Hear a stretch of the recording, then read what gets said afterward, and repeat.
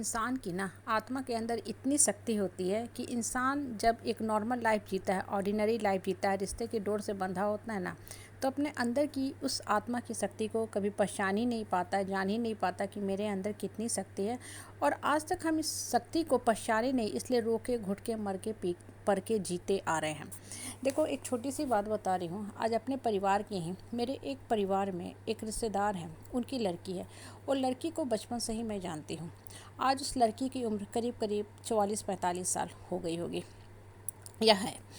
वो लड़की को बचपन से ही उसके माँ बाप बहुत तंग करते थे, जबकि लड़की बहुत ही सुखी संपन्न, बहुत ही अच्छे घर से है। उसके फादर भी बहुत बड़े अफसर हैं, भाई सब भी बहुत ऊंचे ऊंचे पोजीशन पे हैं। बहुत ही अच्छी समृद्ध जमींदार घर की लड़की है, लेकिन माँ बाप को ना बचपन से ही लड़की से चिढ़ थे। वो ना उसको खाना पानी देते थे, ना उसके पढ़ाई पे खर्च किए, ना उस लड़की को कपड़ा लत्ता देते थे। माँ बाप भी सारा दिन उस लड़की को गलत शब्द अपशब्द बोलते रहते थे, उसको श्रापते रहते थे। उसके भाई सब भी चढ़ के सर पे रहते थे उसके।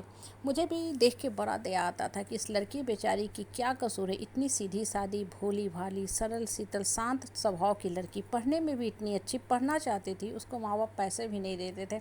फिर कर कुरा के समय बीतता गया। लड़की की शादी होगी, शादी भी माँ बाप ने जैसे तैसे कर दिया। एक शायद सौतेली माँ होती है ना, वो भी समाज के डर से लड़की की थोड़ी अच्छी शादी करता है कि समाज हम पे हंसे ना। लेकिन यहाँ अपनी उसकी माँ थी, उस लड़की को दिन भर शराबते रहती थी। अंत में किसी तरह बोझा टाला, कहीं जाके शादी किया। मतलब लड़की को फेंक के आगे, जैसे कूड़ा करकट को हम लोग रोड के बाहर फेंक के आ जाते हैं और दरवाज़ा बंद कर लेते हैं। दुर्भाग्य से उस लड़की का ससुराल भी ऐसा मिला। उस लड़की को बड़ा ही तंग किया जाता था। उसको एक तरह से लोगों ने बहू बना के, औरत बना के नहीं लाया था, काम वाली, नौकरानी, दासी, गुलाम, स्लेव बना के लाया था, बंधक बना के लाया था। इल ट्रीट करते थे परिवार वाले। उसके साथ सी ग्रेड भाषा में बात करते थे, सेकेंड क्लास सिटीजन की तरह व्यवहार करते थे, पशुवत ढंग से उस लड़की से काम लेते थे। और लड़की बेचारी घुटते रहती थी, सारा कुछ करते रहती थी। आखिर भाई दुख दर्द बताए भी तो बताए किसको। उसके अपने माँ बाप उस लड़की के खिलाफ थे कि नहीं, मेरी बेटी में ही दोष है, सारे दोष हैं। जबकि वो लड़की इतनी शांत सरल शीतल स्वभाव की। मुझे देख के ये सब बड़ा ही दुख होता था कि भगवान कभी तो इसका जीवन परिवर्तित हो। ये लड़की आखिर कब तक ये सब झेलते रहेगी। लेकिन चूंकि मैं बोल नहीं सकती थी, उसको कहीं से एक दिन मेरा वीडियो लगा हाथ, उसने देखना शुरू किया। उसके बाद धीरे धीरे करते करते उस लड़की की ना आत्मा परिवर्तित हो गई। आज उसका उत्परिवर्तन हो गया मन का। वो एक साधारण जो लड़की थी, रोके दब के डर के रहती थी, हमेशा सहमी सहमी रहती थी। लोग उसको इतना टॉर्चर करते थे कि उसका जो सुंदर चेहरा था, उजला गोरा चेहरा था, इतना सुंदर फेस कट था कि साक्षात लगता था कि किसी देवी का वो रूप है।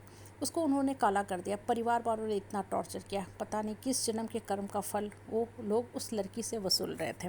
उसके बाद उस लड़की ने कहीं से मेरा वीडियो मिला, सुनना शुरू किया। चूँकि डायरेक्ट वे में हम उसको हेल्प भी नहीं कर सकते थे, लेकिन भगवान से हमेशा प्रार्थना करते थे कि भगवान इसका उद्धार करो, इस लड़की का क्या दोष है, ये तो निर्दोष है बेचारी, कब तक सज़ा काटेगी। हर इंसान का एक समय के बाद जो सज़ा होता है, पाप की जो कर्मों की मार होती है, वो कट जाती है। उसको वीडियो हाथ लगा। धीरे धीरे देखो, आज वो लड़की सुनते सुनते इतना स्ट्रांग हो गई है कि अपने परिवार के लोगों को करारा जवाब दे दी उसने। पापी लोगों को, परिवार के जो लोग थे, उसको इतने सालों से तंग कर करके कुचल के ख़त्म कर दिए थे उसका जीवन। उस लड़की ने ना बचपन जाना, ना विद्यार्थी, न जीवन, न जवानी जाना। उम्र के इस पड़ाव में आके इतनी स्ट्रांग हो गई कि उसने अपने घर के सब लोगों को एक्सपोज कर दिया। सबका बहुत अच्छे से शांत भाव से वीडियो बनाया और सारे वीडियो को सब तरफ एक्सपोज कर दिया। आज परिवार के लोग जो है ना डर के सहम के हैं कि अब क्या हो गया। क्योंकि आजकल का जो डिजिटल युग है, इसमें आप किसी भी पाप को करके बच नहीं सकते हैं।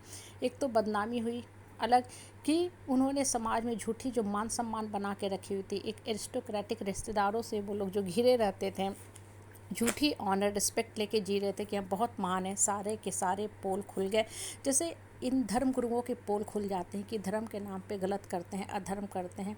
उसी तरह उस लड़की ने ना इन सारे निकृष्ट लो श्रेणी के रिश्तेदारों को एक्सपोज कर दिया। आज ये जो रिश्तेदार है, उसके अपने माँ व भाई हैं, मुँह छुपाए फिरते हैं सब जगह से। क्यों? क्योंकि उनके पाप एक्सपोज हो गए। इसलिए देखो, ये जो किया वो किसने किया? किसी ने नहीं किया। उस लड़की के अपने आत्मशक्ति ने किया, आत्मबल ने किया। उसने अपने मन में बैठे श्री कृष्ण को आवाज़ दिया, श्री कृष्ण को पुकार। और एक चीज़ हमेशा याद रखना, जिस दिन भगवान को सही मन से पुकारोगे, भगवान आएंगे ही आएंगे।